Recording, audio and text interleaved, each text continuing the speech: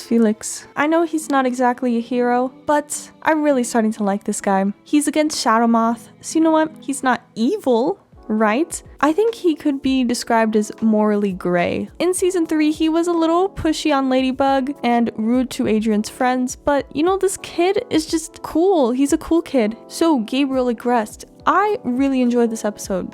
Like, more than ephemeral, don't come at me. The soundtrack is amazing. Marino is amazing. The illustrations from Nathaniel, genuinely so lovely. I like this dimensionality that we saw with Gabriel. He's just very open and vulnerable with Natalie. And you know, Natalie, she has her head on straight and she's able to help Gabriel, help Adrien, actually kind of ship Gabe Nath, even though Emelie is still in the basement. Also, Miraculous Mexico said on Twitter that Natalie cannot recover, so I'm kind of heartbroken for Natalie. The things she has done for Gabriel, yeah, she's hardcore. But yeah, I really enjoyed this episode, and you know, it revolved around Felix finding out Shadow Moth's identity. So we know he sees on the Lady blog, he finds out about the 2 brooches, then he sees under Gabriel's cravat, ascot. I don't know what to call his necktie, so I'm going to call it a napkin. Under Gabriel's napkin, he sees the brooch, and even though it's camouflaged, starts having suspicions that Gabriel is Shadow Moth. And mind you, this is like his second time visiting Paris. Then we see, you know, Felix give Gabriel a fake ring, blah blah blah blah. Let's get into the interesting stuff. Let's actually get into the more climax of the story. So Gabriel's really upset. Oh my gosh, he lied to me, he gave me a fake ring. But then Natalie, being his support, cheers him on, and he creates Senti Gabriel. And you know what Shadow Moth says to Senti Gabriel? Tu es parfait. You are perfect. Little sus, because that's how Adrien is kind of described. Perfect. And this is not helping me feel less convinced that Adrien is a Sentimonster. It's kind of feeding into my belief in this theory. But, you know, this could be a coincidence, so I'm going to calm down. Even though we have seen kind of sus scenes in Wishmaker and Ephemeral, etc. So what was really cool is that Felix accused Gabriel of being Shadow Moth. But this is where all the theories come in that Felix is a Sentimonster. When I first heard Gabriel say, with a snap of my fingers, I can make you disappear, I definitely thought, whoa, they are doing some serious hinting at the Sentimonster theory. But I found a more correct translation online. So Gabriel says in the scene, Tu sais ainsi que me souffle ton claquement de doigts pour te faire d'esprit trop de celui.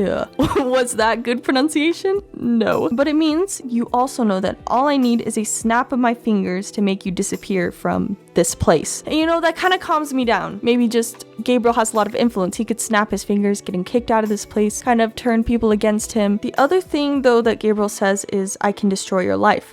Yes, that is kind of sus, but it could be taken metaphorically. Plus, why would Gabriel and Emelie have a ring to control Felix? But you know, there's the question, why does Gabriel want the ring so bad? It could just be for sentimental value, you know, it's connected to his wife. But if we're talking about stuff that is for the Sentimonster theory, let's talk about how Felix was able to resist an akumatization while Adrien in Ephemeral wasn't. The argument is, well, Felix, if he got his own ring back, then he's able to control himself. But I feel Adrien's nature is to kind of please his parents, and Felix seems a lot more independent. So maybe it's just their difference in personalities. But on Twitter, someone was, you know, talking about this. Why was Felix able to resist, and why did Adrien give in? And Miraculous Mexico said, I'll let you guys figure this one out. Little by little, things will fall into place. Miraculous Mexico is not making this easier for me because now I'm stressing out more that this theory is true. Next, we see Felix tear